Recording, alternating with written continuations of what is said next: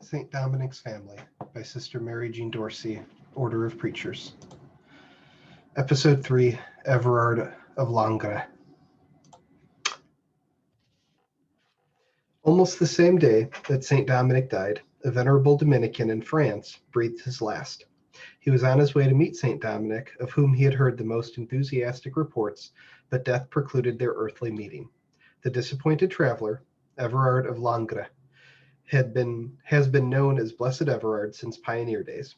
We may hope that they meet quickly in heaven. Everard of Langres was an elderly and much esteemed canon of the chapter of Langres when he met Jordan of Saxony and was fired by his great zeal. Everard was a man of many talents. He had built a great hospital, supervised the building of the Cathedral of Langres, and had successfully refused the bishopric of Lausanne. He held at the time as much secular authority as any one priest could expect to have. In 1220, when Jordan returned to Paris from the chapter of Bologna, he found Everard of Langres ready to renounce all of his authority and throw in his lot with the new order of preachers. Jordan had just received the office of Provincial of Lombardy. He gave the habit to the venerable canon of Langres in the little new priory of Saint Jacques in Paris. Here, there is an amusing glimpse of the workings of Everard's mind. He wanted desperately to see St. Dominic, whom Jordan had described with boundless enthusiasm. As a venerable and authoritative member of the church in Langres, he was unlikely to leave France for some time, if ever. Dominic was not immediately coming to France. But Jordan must go to Lombardy to take up his new office, and the saint would surely be there.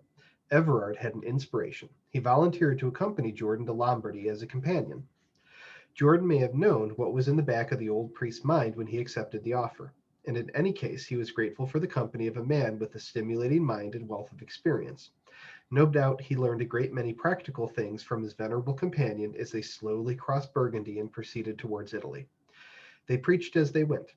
We have some record of that journey, for Jordan kept records. He threw all the credit on Everard for the success of their preaching, though perhaps if Everard had been telling the story, it would have been the other way around. Jordan relates, "Through all the land of France and Burgundy, which he crossed with me, Everard was esteemed by everyone, and bearing the poor naked Christ in his heart, Everard went preaching. This friar, who only yesterday had been a wealthy churchman, was now an enthusiastic beggar for Christ's poor, and the poor flocked around him.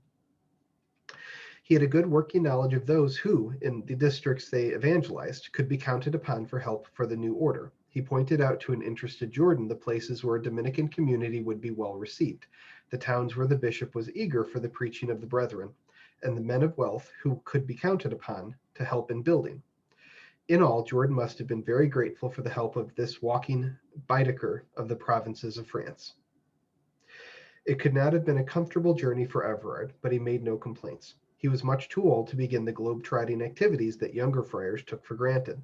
It was summer and very hot at times. They walked from early dawn until the vesper stars appeared, with time only for the traditional siesta. Everard, to whom the whole thing must have been startlingly unusual, took to itinerant preaching as if he had been at it his whole life. He was even able to give the veteran Jordan a few pointers. And, what was even more important, he knew all the religious houses en route, and so getting hospitality was a simple thing. Just as they started up the foothills of the Alps, Everard's strength gave out, and they realized that he was very ill. They reached Lausanne by slow stages. The doctor saw that he was going to die, but decided it would be better not to tell him so. Everard suspected the news they were hiding from him and said, "If the doctors are of the opinion that I am going to die, why don't they tell me so? It is from those to whom the thought of death is bitter that it must be hidden. As for me, I have no fear of death." He died in a few days, unaware that the saint he was so anxious to meet even then was hurrying home to die among his brethren in Bologna. Everard has always been held in veneration, and his memory is celebrated in the Diocese of Langres on August the 5th.